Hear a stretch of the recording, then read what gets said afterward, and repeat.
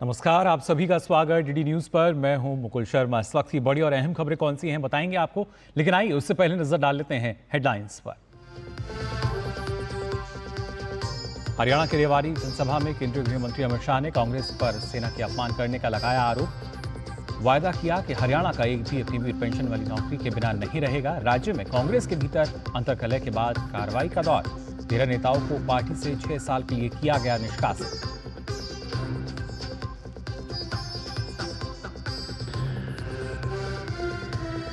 भाजपा के राष्ट्रीय अध्यक्ष जेपी नड्डा ने कहा, जम्मू कश्मीर के लोगों ने प्रधानमंत्री मोदी की नीतियों के प्रति दिखाया प्यार, विश्वास और समर्थन। लोगों ने बुलेट को नकार कर बैलेट का रास्ता चुना।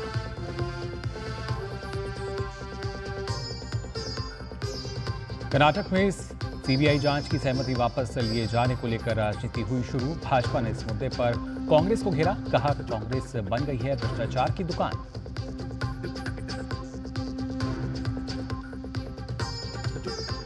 मोदी सरकार 3.0 के 100 दिन पूरे होने पर केंद्रीय मंत्रियों ने अपने विभागों के कामकाज का किया ब्यौरा। केंद्रीय मंत्री गिरिराज सिंह ने कहा, देश में वस्त्र का बाजार 50,000 करोड़ रुपए का होगा। केंद्रीय आयुष मंत्री प्रताप राव जाधव ने कहा, सरकार ने अब तक 10,000 से ज्यादा आयुर्वेद के लगाए शिविर।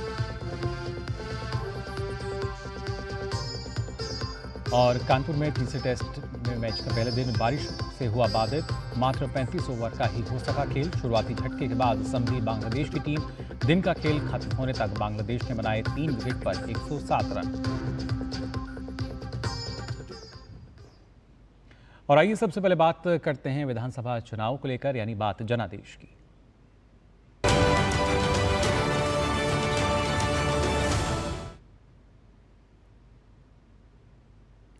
भाजपा के वरिष्ठ नेता अमित शाह ने हरियाणा के रेवाड़ी में एक जनसभा को संबोधित किया।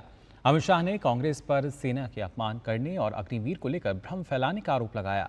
साथ ही एमएसपी को लेकर कांग्रेस पर हमला बोलते हुए उन्होंने कहा कि वोट की खातिर कांग्रेस एमएसपी के नाम पर किसानों से झूठ बोल रही है। कांग्रेस पार्टी राहुल बाबा को अभी किसी एनजीओ ने पकड़ा दिया है कि एमएसपी बोलने से वोट मिल जाएंगे। राहुल बाबा, एमएसपी का फुल फॉर्म मालूम है क्या आपको? एमएसपी किसको कहते हैं मालूम है क्या? खरीफ का क्रॉप कौन सा है, रबी का कौन सा है, कुछ मालूम है क्या? पूरे देश भर में कांग्रेस की सरकारें जो चल रही है वो एमएसपी के नाम पर किसानों के सामने झूठ बोलने का बंद करिए। भारतीय जनता पार्टी हरियाणा की सरकार मिनिमम सपोर्ट प्राइस पर 24 क्रॉप खरीद रही है। 24 के 24 क्रॉप खरीद।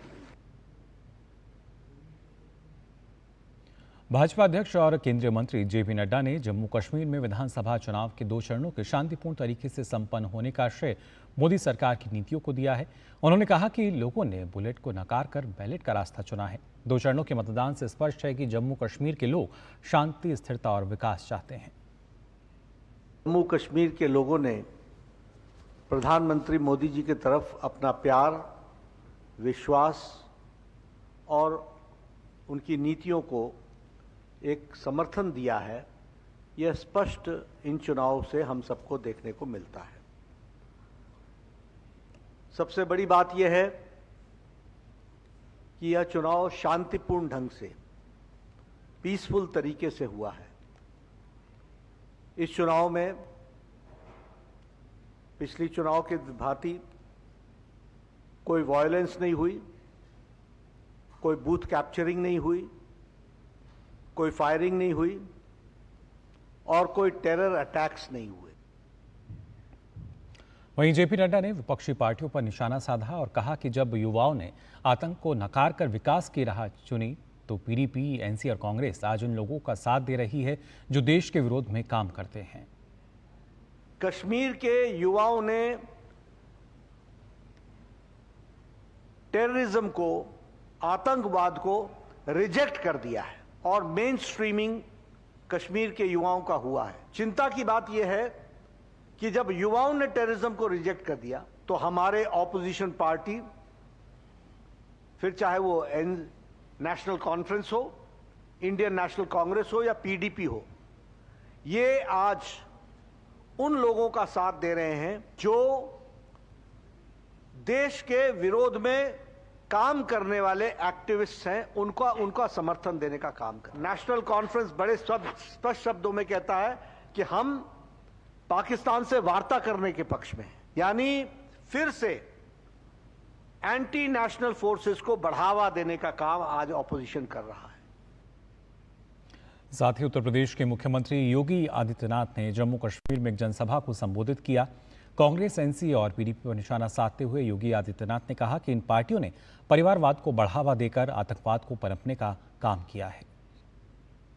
कौन लोग हैं वे जिन्होंने धरती के स्वर्ग को मजहबी उन्माद के पाप का एक गोदाम बना करके, वेयर हाउस बना करके यहां की जनता का शोषण किया,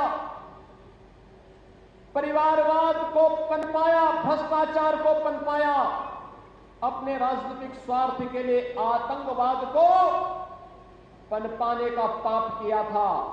वे लोग कौन थे? वह कोई और नहीं था, ये कांग्रेस, नेशनल कॉन्फ्रेंस और पीडीपी ही उस पाप के मुख्य जनक हैं। हरियाणा में कांग्रेस के भीतर खुलकर अंतर्कलह सामने आने के बाद पार्टी ने अनुशासनात्मक कार्रवाई शुरू कर दी है। कांग्रेस ने 13 नेताओं को पार्टी से 6 साल के लिए निष्कासित कर दिया है। हरियाणा प्रदेश कांग्रेस ने कहा है कि ये नेता उम्मीदवारों के खिलाफ विधानसभा चुनाव लड़कर पार्टी विरोधी गतिविधियों में लिप्त पाए गए थे।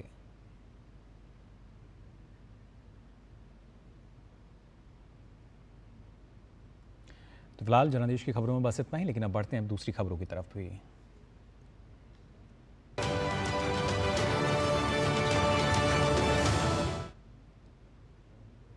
बात करते हैं कर्नाटक की। दरअसल कर्नाटक सरकार द्वारा राज्य में सीबीआई द्वारा आवश्यक सामान्य सहमति वापस लेने पर राज्य के गृह मंत्री जी परमेश्वर ने कहा कि कई मामलों में कई राज्यों ने सीबीआई जांच की अनुमति दी है, जबकि वहीं कुछ राज्यों ने अपने यहां सीबीआई को प्रवेश की अनुमति नहीं दी है।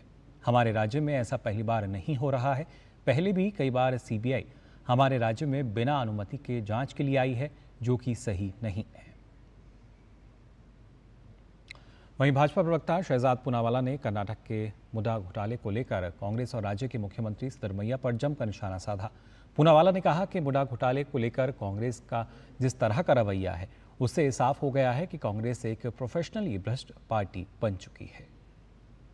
ये कहना अतिशयोक्ति नहीं होगा कि कांग्रेस पार्टी का रवैया पहले चोरी और उसके बाद सीना तोड़ी, first to earth and after that you are brazen about it. यही एटीट्यूड और अप्रोच बन चुका है कांग्रेस पार्टी का कर्नाटका में भी और पूरे देश में भी करप्शन के प्रति, और यही एटीट्यूड और अप्रोच है सीएम सिद्धरमैया का भी, जब से मुड़ा स्कैम में उनकी जो कन्फ्यूजन और संलिप्तता है वो पाई गई। कर्नाटक की सिद्धरमैया सरकार मुडा स्कैम पर चारों तरफ से घिरती नजर आ रही है। भाजपा नेता राजीव चंद्रशेखर ने कांग्रेस पर निशाना साधते हुए कहा कि ये वही कांग्रेस है जो बात बात पर संविधान का नारा लगाती है, लेकिन जब हाईकोर्ट ने कह दिया है कि इस घोटाले की जांच होनी चाहिए, तो वह जांच एजेंसी सीबीआई को कार्रवाई से रोक रही है। कोर्ट ने कहा है कि ये मूडा स्कैम जो सिद्धरामैया जी के फैमिली ने लैंड हड़पा है, उसमें इन्वेस्टिगेशन होना चाहिए। जब कोर्ट ने कह दिया है कि इन्वेस्टिगेशन होना चाहिए, कांग्रेस डर गया है। और कांग्रेस, वो जो राहुल गांधी के कांग्रेस जो हर इस पे अपने कॉन्स्टिट्यूशन के बारे में और लॉ के बारे में बात करते हैं, आज ऐसे डर गए हैं कि उन्होंने सीबीआई को प्रोसिक्यूशन देने का सैंक्शन से उन्होंने इनकार कर दिया है। एक तरह के जैसे माफिया जैसे इन्वेस्टिगेटिव एजेंसीज को रोकने के लिए कैबिनेट में उन्होंने रेजोल्यूशन पास किया है। प्रियांक खड़गे द्वारा सेमीकंडक्टर इकाइयों को असम और गुजरात में स्थापित करने को लेकर दिए गए बयान पर असम के मुख्यमंत्री ने हमला बोला है। हिमंता बिस्वा शर्मा ने कहा है कि एक बार फिर कांग्रेस ने असम के विकास का विरोध करके अपना असली रंग दिखाया है। कांग्रेस के राष्ट्रीय अध्यक्ष के बेटे और कर्नाटक सरकार में मंत्री ने दावा किया है कि असम को सेमीकंडक्टर उद्योग लगाने का कोई अधिकार नहीं है उन्होंने असम कांग्रेस के नेताओं से आग्रह किया कि वे इस विभाजनकारी सोच को खारिज करें और असम के विकास और प्रगति के लिए खड़े हों। दरअसल 5 सेमिकॉन इकाइयों के विनिर्माण को लेकर कांग्रेस अध्यक्ष मल्लिकार्जुन खड़गे के पुत्र और कांग्रेस विधायक प्रियांक खड़गे ने केंद्र सरकार पर सवाल उठाया है। प्रियांक खड़गे ने अपने सोशल मीडिया प्लेटफॉर्म एक्स पर लिखे अपने पोस्ट में ये कहा है कि 5 सेमिकॉन इकाइयों में से 4 का निर्माण गुजरात में और 1 का असम में हो रहा है, जबकि वहां सेमिकॉन विनिर्माण के लिए कौशल पारिस्थितिकी तंत्र नहीं है। जब चिप डिजाइनिंग की 70% प्रतिभा कर्नाटक में है तो सरकार राजनीतिक प्रभाव का उपयोग करके दूसरे राज्य में क्यों जाना चाहती है? यह अनुचित है। प्रियांक खड़गे के पोस्ट पर असम के मुख्यमंत्री हेमंत बिस्वा शर्मा ने पलटवार करते हुए कहा कि एक बार फिर कांग्रेस ने असम के विकास का विरोध करके अपना असली रंग दिखाया है। केंद्रीय मंत्री गिरिराज सिंह ने कहा कि कृषि के बाद देश में सबसे ज्यादा रोजगार देने वाला क्षेत्र टेक्सटाइल है। आने वाले समय में टेक्सटाइल का 50,000 करोड़ का मार्केट सिर्फ भारत में होगा।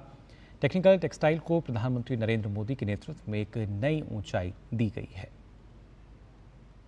एग्रीकल्चर के बाद देश में रोजगार देने वाला अगर कोई विभाग है तो वो टेक्सटाइल किसान से भी जुड़ा है और टेक्सटाइल इंडस्ट्री से भी जुड़ा है। आने वाले दिन में आने वाले दिन में ये दुनिया 50,000 करोड़ का तो केवल भारत मार्केट होने वाला है। और अब प्रधानमंत्री जन आरोग्य योजना में आयुष के पैकेज को भी शामिल किया जाएगा। केंद्रीय आयुष मंत्री प्रताप राव जाधव ने मोदी सरकार की 100 दिनों की उपलब्धियों को मीडिया से साझा करते हुए कहा कि प्रधानमंत्री के नेतृत्व में आयुर्वेद ने पूरी दुनिया में पहचान कायम की है और आगे भी सरकार आयुर्वेद को बढ़ावा देने के लिए प्रतिबद्ध है। उन्होंने बताया कि सरकार ने अब तक 10,000 से ज़्यादा आयुर्वेद कैंप लगाए हैं। इसके अलावा अब सरकार घर घर आयुर्वेद पहुंचाने के लिए हर घर आयुर्वेद कार्यक्रम शुरू करेगी। ये तीसरी बार जो हमारी यहाँ पर सरकार नरेंद्र मोदी जी के नेतृत्व में स्थापित हुई, इसके 100 दिन अब पूरे हो चुके हैं। भारत के यशस्वी प्रधानमंत्री माननीय श्री नरेंद्र मोदी जी के ऊर्जावान नेतृत्व में आयुष क्षेत्र और पारंपरिक चिकित्सा पद्धति ने विश्व पटल पर प्रतिष्ठा अर्जित की है। आयुष पद्धतियाँ आज केवल एक विकल्प नहीं है, बल्कि देश की स्वास्थ्य नीति का एक प्रमुख आधार भी यहाँ पर बन चुका है। इसमें जो उपलब्धि है, उसमें जो पहले हमारी उपलब्धता थी, विश्व स्वास्थ्य संगठन WHO के साथ एक हमने डोनर समझौता किया कि जिसमें आयुर्वेद को वैश्विक स्तर पर प्रसारित करने के लिए आयुष मंत्रालय विश्व स्वास्थ्य संगठन के साथ मिलकर बड़े स्तर पर कार्य कर रहा है। वहीं रेल मंत्री अश्विनी वैष्णव ने कहा है कि इस त्योहारी सीजन में 108 ट्रेनों में जनरल कोच बढ़ाए गए हैं। छठ पूजा और दिवाली स्पेशल ट्रेनों के लिए 12,500 कोच मंजूर किए गए हैं। 2024 से 25 में आज तक कुल 5,975 ट्रेनें अधिसूचित की गई हैं। इससे 1 करोड़ से अधिक यात्रियों को भीड़ के दौरान घर जाने की सुविधा मिलेगी। 2023 और 24 में त्योहारी सीजन के दौरान कुल 4,429 विशेष ट्रेनें चलाई गई थीं।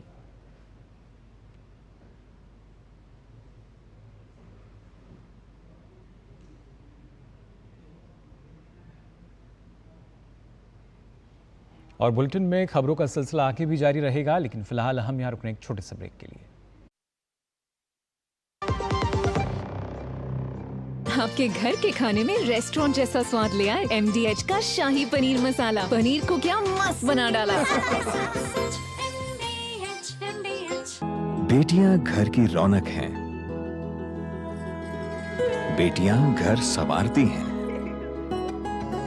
बेटियां पीढ़ियां सजाती हैं। बेटियां घर की बुनियाद कहलाती हैं। बेटियों को सलाम करता है मोंगिया स्टील, स्टील का बादशाह। सुरक्षा की गारंटी हर चीज में जरूरी है, चाहे वो मुश्किल स्टंट हो या अच्छी फसल। इसलिए ले आइए IIL के ट्रैक्टर ब्रांड का शिनबा, जो देता है सुंडी और ट्रिप से सुरक्षा की गारंटी। बात जब पीढ़ियों के लिए बनने वाले घर की हो तो जिम्मेदारी बड़ी हो जाती है। गैलेंट समझता है ये जिम्मेदारी। अब डबल एम रिब्स के साथ गैलेंट एडवांस TMT रीबार, निर्माण का रियल हीरो। तो ब्रेक के बाद आप सभी का एक बार फिर स्वागत। डीडी न्यूज पर आइए खबरों में आगे बढ़ते हैं। देश में प्रत्यक्ष विदेशी निवेश में तेजी से इजाफा हो रहा है। भारत में बीते 10 वर्षों में कुल 667.4 अरब डॉलर का प्रत्यक्ष विदेशी निवेश यानी FDI आया है। इससे पहले अगर हम बात करें 2004 से 2014 के दौरान, आपको बता दें FDI में 119% का इजाफा देखने को मिला है। ये निवेश देश के सभी राज्यों और 57 सेक्टर में आया है। इसने विभिन्न इंडस्ट्री के विकास में अहम भूमिका निभाई है। पिछले कुछ सालों में सरकार की ओर से FDI को देश में आकर्षित करने के लिए कई महत्वपूर्ण कदम उठाए गए हैं। इस संबंध में उद्योग और आंतरिक व्यापार संवर्धन विभाग के सचिव अमरदीप भाटिया का कहना है कि सरकार अधिक श्रम और स्किल की मांग वाली इंडस्ट्री को प्राथमिकता दे रही है ताकि FDI आने वाले वर्षों में 100 अरब डॉलर के आंकड़े को छू सके। केंद्रीय श्रम मंत्री मनसुख मांडविया ने कहा है कि प्रधानमंत्री नरेंद्र मोदी की नीतियों के बल ही भारत के कार्यबल में महिलाओं की भूमिका को ये नया आकार दे रही हैं। केंद्रीय मंत्री ने इसे भारत के श्रम बल में होने वाली एक मौन क्रांति यानी साइलेंट रेवोल्यूशन बताया है। भारत का कार्यबल अब वह देख रहा है जिसकी किसी ने उम्मीद नहीं की थी। महिलाएं नेतृत्व कर रही हैं, बड़ी जिम्मेदारियां उठा रही हैं और पहले से कहीं ज़्यादा बाधाओं को तोड़ रही हैं। मांडविया ने कहा कि भारत महिलाओं की अगुवाई में आर्थिक क्रांति की ओर बड़े सलीके से आगे बढ़ रहा है। हाल ही में जारी आंकड़ों के मुताबिक भारत में महिलाओं की श्रम शक्ति भागीदारी में वृद्धि हुई है। ये केवल 7 वर्षों में दोगुनी हो गई है। प्रधानमंत्री मुद्रा योजना, stand up India, skill India ने बड़े पैमाने पर नीतिगत बदलाव लाए हैं जिससे हम महिलाओं को भारत के विकास के चालक के रूप में देखते हैं। और आइए बात करते हैं स्वच्छ भारत मिशन की।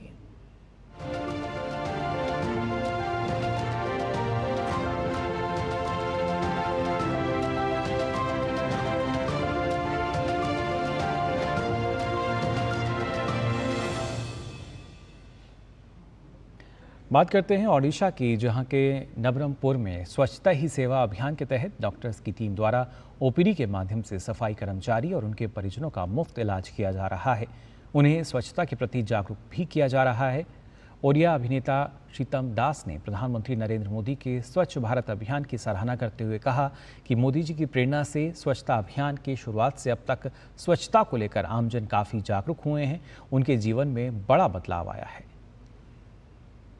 नवरंगपुर के अंडर में स्वच्छता ही सेवा के अंडर में 17 तारीख से 2 तारीख तक प्रोग्राम कर रहे हैं। इसमें हम लोग रोज़ OPD की तरह सुबह से आके दोपहर तक हम लोग पेशेंट देख रहे हैं, जिसमें कि सफाई कर्मचारियों को खास करके बुलाया गया है, प्लस पब्लिक भी आ सकते हैं। तो सुबह से चल रहा है ट्रीटमेंट उनका। हमारे यशस्वी प्रधानमंत्री नरेंद्र भाई मोदी जी ने स्वच्छ भारत अभियान मिशन शुरू किए जब वो इलेक्ट होके पहली बार आए, तो तब से आज तक वो स्वच्छता के ऊपर हम लोग बहुत काम कर रहे हैं। माने मीन्स लोगों को हर वक्त बीच बीच में लोगों को वो दिखाते हैं कि स्वच्छता के कैसे रहना चाहिए, क्या करना चाहिए। सेंट्रल गवर्नमेंट और स्टेट गवर्नमेंट स्वच्छता के ऊपर बहुत काम कर रहे हैं और इसके ऊपर हमारे जो म्यूनसिपैलिटी कॉरपोरेशन है वो भी काम करना चाहिए, क्योंकि हम लोग के चारों तरफ हम साफ़ सुथरा रखेंगे तो डेंगू, चिकनगुनिया, मलेरिया इससे हम लोग बच सकेंगे।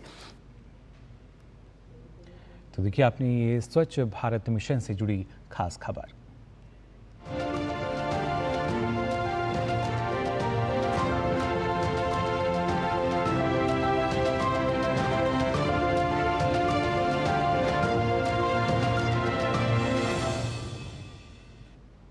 और बुलेटिन में फिलहाल हम यहाँ रुक रहे हैं एक और छोटे से ब्रेक के लिए, जल्द हाजिर होते हैं। MDH का किचन किंग किचन में हो तो हम सब कुछ बना सकते हैं। बैंगन का भरता, आलू गोभी, भिंडी मसाला और भी बहुत कुछ। MDH। बात जब पीढ़ियों के लिए बनने वाले घर की हो तो जिम्मेदारी बड़ी हो जाती है। गैलेंट समझता है ये जिम्मेदारी। अब डबल एम रिब्स के साथ गैलेंट एडवांस TMT रीबार, निर्माण का रियल हीरो।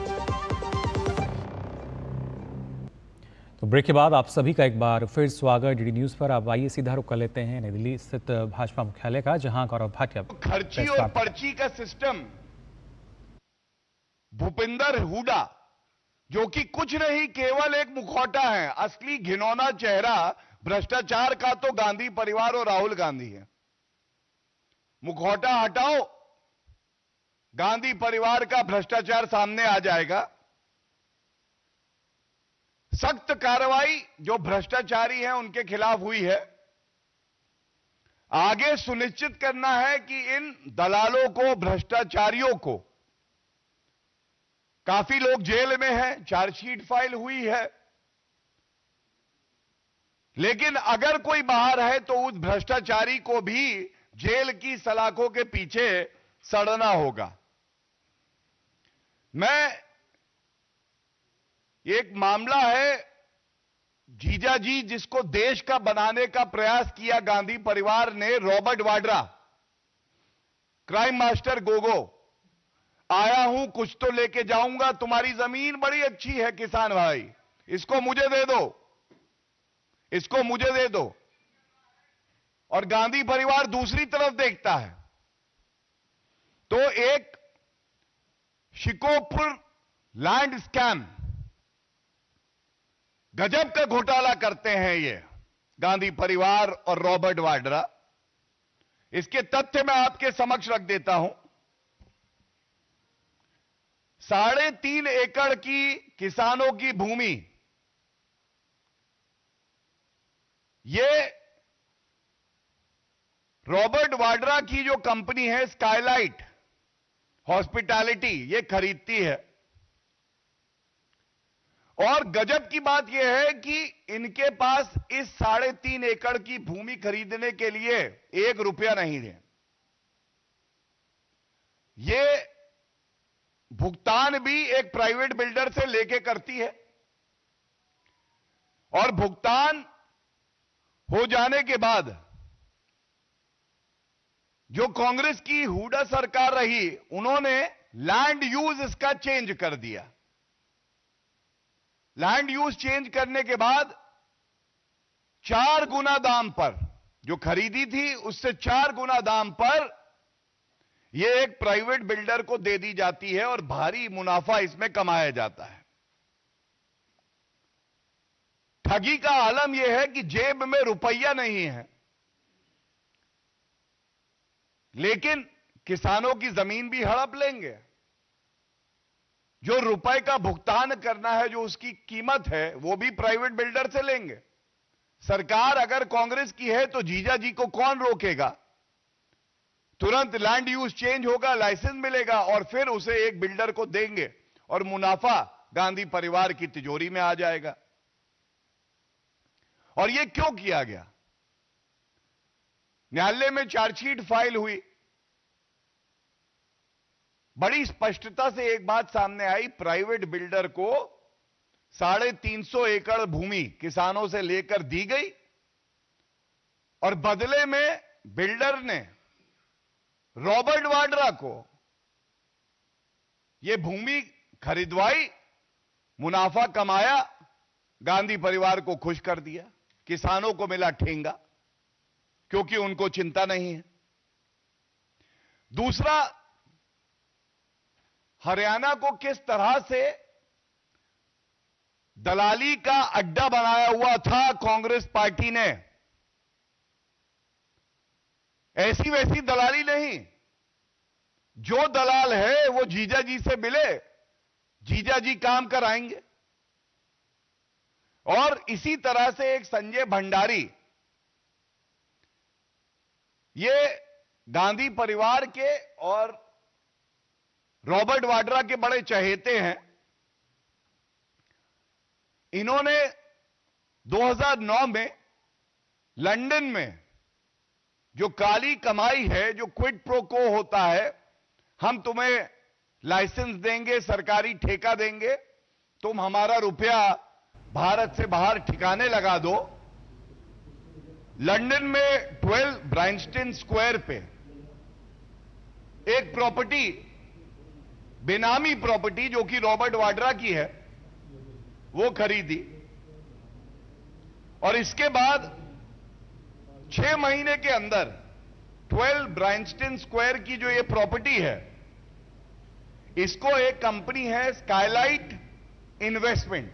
अब स्काईलाइट समझ रहे, आसमान की रोशनी, भ्रष्टाचारी, लेकिन स्काईलाइट एक कंपनी है जो रॉबर्ट वाड्रा जिसमें हरियाणा में डील करता है, और ये वाली जो 12 ब्राइंस्टन स्क्वायर की प्रॉपर्टी है, ये भी एक स्काईलाइट इन्वेस्टमेंट नामक कंपनी है, उसमें ट्रांसफर कर दी जाती है। इसमें सीसी थम्पी, जो कि गांधी परिवार और रॉबर्ट वाड्रा के बड़े ही निकटतम माने जाते हैं, इनकी अरेस्ट होती है और वो मानते हैं कि इस प्रॉपर्टी पे सुख लेने, वहां पे रहने लंदन में रॉबर्ट वाड्रा स्वयं आते हैं। और ऐसी वैसी बात नहीं, ये जब भ्रष्टाचारी पापियों की सरकार आती है, कांग्रेस पार्टी के गांधी परिवार की, तो ये देश को बेचते हैं और प्रदेश को बेचते हैं। तो भाजपा की तरफ से कहीं ना कहीं रॉबर्ट वाड्रा और राहुल गांधी को घेरते हुए नजर आ रहे हैं गौरव भाटिया, जिनका सीधे तौर पर यही कहना कि जो हरियाणा के किसान हैं उनकी जो ज़मीन है उनसे लूटी गई, बेहद ही कम दामों में उनसे ली गई और उसके बाद उसे जो प्राइवेट बिल्डर्स हैं उनको बेच दिया गया, और इसी तरीके से लगातार जो भ्रष्टाचार है उसको बढ़ावा दिया गया। और साथ ही साथ उन्होंने कहा कि कहीं ना कहीं पूरी जो जिस तरीके से ये भ्रष्टाचार हुआ है, राहुल गांधी, रॉबर्ट वाड्रा इसमें लिप्त थे, और उसके बाद जो सारा तमाम जो पैसा था वो देश से बाहर भी गया, और इसकी सारी जानकारी राहुल गांधी को भी थी। फिलहाल इस बुलेटिन में बस इतना ही, लेकिन देश और दुनिया की तमाम खबरों के लिए आप देखते रहिए DD न्यूज़।